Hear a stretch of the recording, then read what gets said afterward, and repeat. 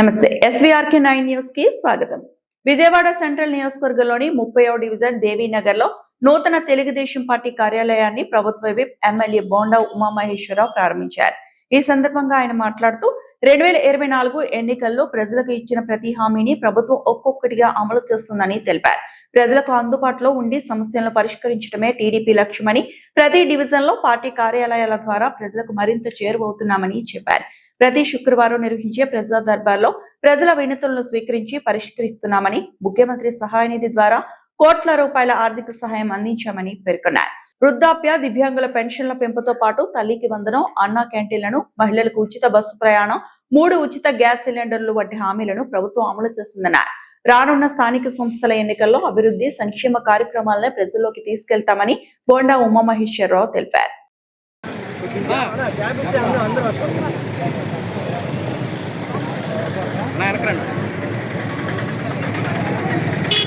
ఈ చివరికి వచ్చాడు మళ్ళీ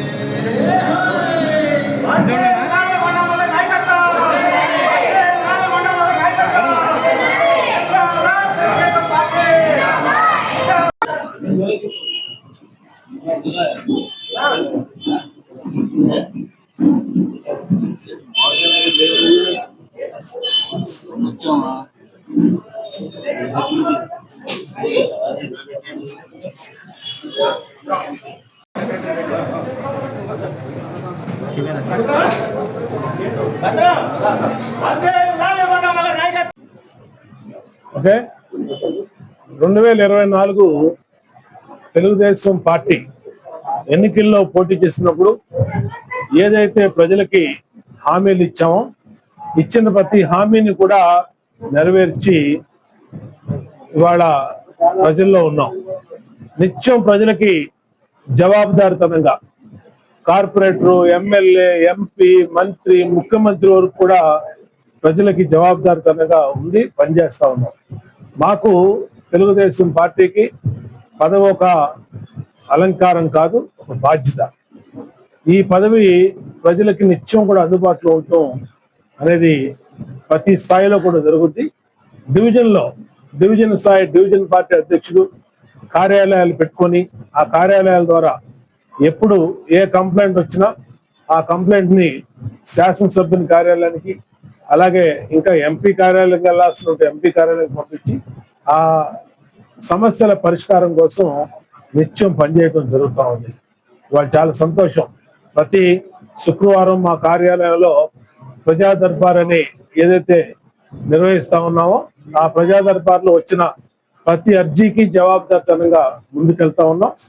ముఖ్యమంత్రి సహాయ నిధి ద్వారా దాదాపు 15 కోట్ల రూపాయలు ఇవాళకి ప్రజలకు సహాయం చేశారు. అలాగే పెన్షన్లు 3,000 4,000 చేసాం. పొద్దున్నే 6 గంటలకల్లా ఉదయం ఇంటికి తీసుకెళ్ళిస్తున్నాం. వికలాంగులకి, దివ్యాంగులకి 6,000 రూపాయలు చేసాం, 3,000ది. అట్లాగే బెడ్ రిడన్ వాళ్ళకి 10,000, తలసేమియా వాళ్ళకి 15,000. ఈ విధంగా పెన్షన్దారులందరికీ కూడా పెన్షన్లు పెంచాం. అట్లాగే తల్లికి వందనం, ఎంతమంది పిల్లలు ఉంటే అంతమంది బిడ్డలకి డబ్బులు ఇస్తా ఉన్నాం. అన్నా క్యాంటీన్లు ఓపెన్ చేసాం. మహిళలకి 3 గ్యాస్ బండ్లు ఇస్తా ఉన్నాం. మహిళలందరికీ కూడా ఉచితంగా బస్సు ప్రయాణం పెట్టాం. ఇలా ప్రతి హామీని నెరవేర్చి ఇవాళ ముందుకెళ్తా ఉన్నాం. రాబోయే ఇవాళ కార్పొరేషన్ ఎన్నికలు పూర్తయిపోయింది. విజయవాడ కార్పొరేషన్ పరిధి పూర్తయిపోయింది. రాబోయే కొద్ది రోజుల్లోనే స్థానిక సంస్థల ఎన్నికలు జరగబోతా ఉన్నాయి.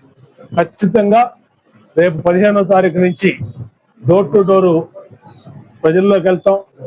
మా 21 డివిజన్, సెంట్రల్ నియోజకవర్గం 21 డివిజన్లో బూత్ ఇన్ఛార్జి, అలాగే unit in charge, area in charge, cluster in charge అందరూ కూడా ప్రజల దగ్గరికి వెళ్తారు.